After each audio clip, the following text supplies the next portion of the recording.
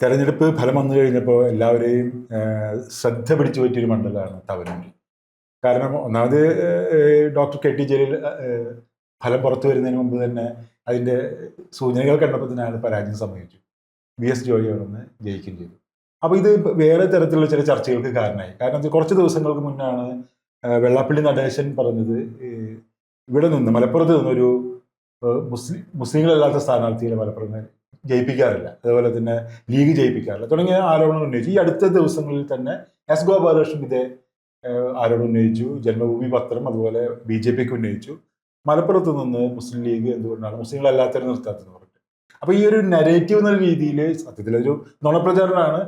അവിടെ നിന്ന് ധാരാളം ആളുകൾ വിജയിച്ചിട്ടുണ്ടെന്നാണ് കണക്കുകൾക്ക് പറയുന്നത്. അപ്പോൾ VS ജോയിയുടെ വിജയത്തെ നമ്മൾ ഏത് രീതിയിലാണ് മനസ്സിലാക്കേണ്ടത്? VS ജോയി ഒരു ചെറിയ ക്രിസ്ത്യൻ സഭയുടെ പ്രതിനിധിയാണ് യഥാർത്ഥത്തിൽ.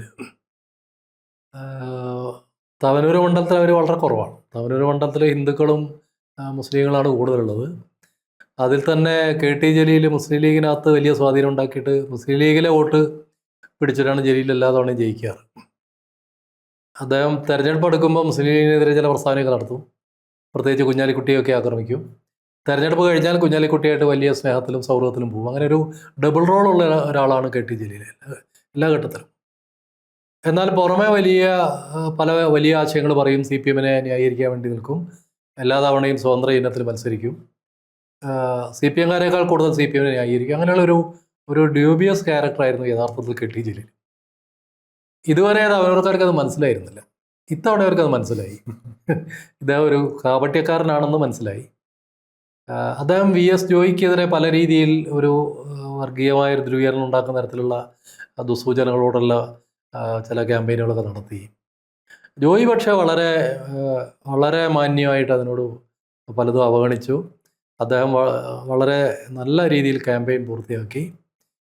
വലിയ ഭൂരിപക്ഷത്തിന് ജോയിയോടെ ജയിച്ചു. മലപ്പുറത്തെക്കുറിച്ചുള്ള നെറേറ്റീവ് ജോയിക്ക് പൊളിക്കാൻ പറ്റി. കാരണം മലപ്പുറം ഈ മുസ്ലിം സമുദായത്തിൽപ്പെട്ടവർക്ക് മാത്രം പ്രാതിനിധ്യമുള്ള സ്വാധീനമുള്ള പ്രദേശമാണ് എന്ന് വെള്ളാപ്പള്ളി അടക്കം പറഞ്ഞുകൊണ്ടിരിക്കുന്ന കാര്യം ശരിയല്ല എന്ന് തെളിഞ്ഞു. സത്യത്തിൽ നേരത്തെ തന്നെ തെളിഞ്ഞാണ്. കാരണം ഈ ബാബറി മസ്ജിദൊക്കെ തകർന്ന് കേരളത്തിലൊരു വലിയ ഭരണത്തിൻ്റെ അസ്ഥിരതയൊക്കെ വന്നപ്പോൾ AK ആൻ്റണി കേരളത്തിലേക്ക് തിരിച്ചു വന്ന് മുഖ്യമന്ത്രി ആയപ്പോൾ ആൻ്റണിക്ക് സുരക്ഷിതമായൊരു മണ്ഡലം ഉണ്ടായിരുന്നില്ല മത്സരിക്കാൻ. അപ്പോൾ ആൻ്റണിക്ക് സുരക്ഷിതമായി മത്സരിക്കാനുള്ള ഒരു മണ്ഡലം കണ്ടുപിടിച്ചത് തിരൂരങ്ങാടിയാണ്. അവിടെ UA ബീരാൻ മരിച്ചതുകൊണ്ടുള്ളൊരു ഒഴിവുണ്ടായിരുന്നു. ആ മണ്ഡലത്തിൽ ആണ് ആൻ്റണി മത്സരിക്കുന്നത്. ആ മണ്ഡലത്തിൽ ക്രിസ്ത്യാനികൾ കാര്യമായിട്ടൊന്നുമില്ല. പക്ഷേ ആൻ്റണി 25,000-ലധികം വോട്ടിനാണ് അന്ന് ജയിച്ചത്. അത് യഥാർത്ഥത്തിൽ കേരളത്തിൻ്റെ രാഷ്ട്രീയ ചരിത്രത്തിലെ, പ്രത്യേകിച്ച് സാമുദായിക രാഷ്ട്രീയത്തിൻ്റെ ചരിത്രത്തിലെ പ്രധാനപ്പെട്ടൊരു കാര്യമാണ്. AK ആൻ്റണി പോലെ ഒരാൾക്ക് വേറെ എവിടെയും മത്സരിക്കാൻ കഴിയാതെ മലപ്പുറത്ത് വന്ന് മത്സരിക്കേണ്ടി വന്നു. ജയിച്ചു. മുസ്ലിം ലീഗ് ജയിപ്പിച്ചു. അതിനുശേഷം നടക്കുന്ന ഒരു പ്രധാനപ്പെട്ട സംഭവമാണ് VS ജോയിയുടെ വിജയം എന്ന് പറയുന്നത്. യഥാർത്ഥത്തിൽ നമ്മൾ കാണേണ്ട ഒരു കാര്യം, മലപ്പുറത്തിൻ്റെ ഒരു തെരഞ്ഞെടുപ്പ് ഗോതയിൽ ഇങ്ങനെ മതപരമായ ഒരു ഘടകം ഒരിക്കലും പ്രവർത്തിച്ചിട്ടില്ല. പൊന്നാനി CPM-ന് വലിയ സ്വാധീനമുള്ള മണ്ഡലമാണ്. ഇത്തവണ അവിടെ ജയിച്ചത് നൗഷാദ് അലിയാണ്. കോൺഗ്രസിൻ്റെ നേതാവാണ്, മുസ്ലിം സമുദായ അംഗമാണ്. പക്ഷേ നൗഷാദ് അലി ചെയ്ത അവിടെ വിജയത്തിന് കാരണമായ ഒരു ഘടകം, ഈ കഴിഞ്ഞ ശബരിമല തീർത്ഥയാത്രയുടെ കാലത്ത് അദ്ദേഹം അവിടെ പൊന്നാനി മണ്ഡലത്തിലെ കണ്ടക്കുറുമ്പക്കാവ് എന്ന് പറയുന്ന ഒരു ക്ഷേത്രത്തിൽ ശബരിമല പോകുന്ന അയ്യപ്പന്മാർക്ക് ഒരു ഇടത്താവളം ഉണ്ടാക്കി. 30 ദിവസം അവിടെ ഭക്ഷണവും താമസ സൗകര്യവും മറ്റ് സംവിധാനങ്ങളൊക്കെ ഒരുക്കി. അത് വലിയൊരു സംഗതിയായി മാറി. കാരണം നൗഷാദ് അലിയെ പോലെ ഒരു മതേതരവാദി ആയ കോൺഗ്രസ്സുകാരൻ വന്നിട്ട് അവിടെ ഒരു ക്ഷേത്രത്തിൻ്റെ കമ്മിറ്റിയായി ബന്ധപ്പെട്ട്, അതിൻ്റെ ഉടമസ്ഥനായി ബന്ധപ്പെട്ട് ഒരു ഇടത്താവളം ശബരിമല തീർത്ഥാടകർക്ക് വേണ്ടി ഉണ്ടാക്കുക എന്നുള്ളത് പൊതുവിൽ നമുക്ക് മറ്റ് ജില്ലയിൽ നിന്നും കാണാൻ കഴിയാത്തൊരു കാര്യമാണ്. അതൊക്കെ നൗഷാദ് അലിയുടെ വിജയത്തിന് സഹായിച്ച ഘടകങ്ങളാണ്. പൊന്നാനി ആ നിലയ്ക്ക് ഒരു വലിയ മുസ്ലിം ഭൂരിപക്ഷമുള്ള സ്ഥലമൊന്നുമല്ല. ഹിന്ദുക്കൾ ധാരാളമുള്ള ഹിന്ദു വോട്ടർമാരുള്ള സ്ഥലം കൂടിയാണ്. അതിനേക്കാൾ പ്രധാനം MP ജീവായുടെയും പാലോളിയുടെ ഒക്കെ പ്രവർത്തന മേഖല കൂടിയാണ്. കേദാമോറിൻ്റെയൊക്കെ പാരമ്പര്യമുള്ള സ്ഥലമാണ്.